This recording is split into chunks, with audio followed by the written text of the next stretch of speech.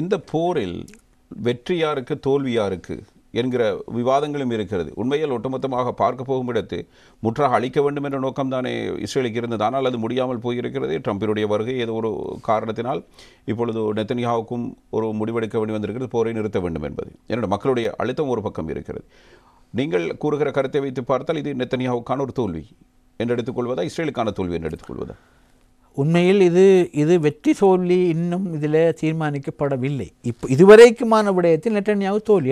நீங்கள் கூறியிருந்தீர்கள் ஒரு பழம்புறுதிய நாடு, ஆயுத வலிமை மிக்க நாடு, பொருளாதாரத்தில் ஒரு சிறிய ஒரு நிலப்பரப்பில் இருக்கிற ஒரு இயக்கத்தில் இருக்கிற உறுப்பினர்களை அழிக்க முடியாமல் போயிருக்கிறது என்றால் அங்கே ஒரு மிகப்பெரிய கேள்வி இருக்கிறது.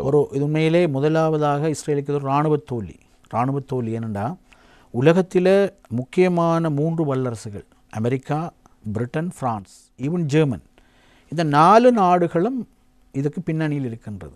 இராணுவ உதவிகள், நிதி ஆதரவுகள், அதுபோல் ராஜதந்திர உதவிகள், ஐநாவினுடைய அரசியல் சார்ந்த ஆதரவுகள் என்று பல ஆதரவுகள் இந்த நாட்டுக்கு இருக்கின்ற நிலையில் தங்களை விட எந்த வகையிலும் பக்கத்தில் இருக்கின்ற எந்த ஒரு நாட்டினுடைய அரபு நாட்டினுடைய ஆதரவும் இல்லாத, இராணுவ ரீதியும் இல்லை, நிதி ஆதரவும் இல்லாத ஒரு இயக்கத்தை ஒரு வருடம் தாண்டியும் 2024 இவர்கள் முற்றாக இருக்க மாட்டார்கள் என்று சொன்ன நெத்தன்யாஹு உண்டைக்கு சொல்கிறார், போர் நிறுத்த ஒப்பந்தத்தில் ஹமாஸுடைய நிலைப்பாட்டை நாங்கள் எதிர்பார்த்துக்கிருக்கிறோம். அப்போ எங்கே இருக்குது ஹமாஸ்? எங்கே இருக்குது? அது பிரச்சனை தான். இவ்வளவு பெரிய ஒரு இஷ்யூ. இராணுவ தளபதியை சொல்லிவிட்டார், எங்களுக்கு முற்றாக அவர்களை அழிக்க முடியாதுன்னு சொல்லி. அப்போ பெரிய இராணுவ தோல்வி என்றால் உலகத்தில் இன்றைக்கு புதிதாக ஆயுத உற்பத்தியிலும் வியாபாரத்திலும் கடந்த 20 ஆண்டுகள் சிப்ரியின்படி ஸ்வீடன் இன்ஸ்டிடியூட் ஃபார் பீஸ் என்ற ஒரு பெரிய நிறுவனம் யூஎஸ், இந்த ஸ்வீடனில் அவர்கள் உலகத்தில் இந்த ஆர்ம்ஸ் ட்ரேடிங் எப்படி நடக்குதுன்னு ஒவ்வொரு வருடமும் ஒரு அறிக்கை விடுவார்கள். கடந்த 20 ஆண்டு காலத்தில் அது அறிக்கையில் பார்த்தீங்கன்றால் ஆயுதங்கள் அதிகமாக உற்பத்தி செய்து அதிகம் வியாபாரம் செய்து வணிகம் செய்கின்ற முதல் நாடு அமெரிக்கா. அமெரிக்காவில் செய்கிற புதிய ஆயுதங்கள் அவ்வளவுமே உடனடியாக வருது இஸ்ரேலுக்கு.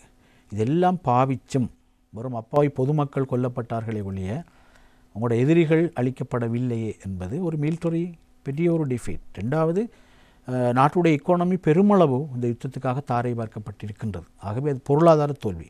3வது, லத்தீன் அமெரிக்க நாடுகளும் எந்த ஒரு அணியில் சேராத நாடுகளும் பொறுத்தவரையில் இஸ்ரேலுடனான ராஜதந்திர உறவுகளை பச்சையாக அவர்கள் துண்டித்திருக்கிறார்கள்.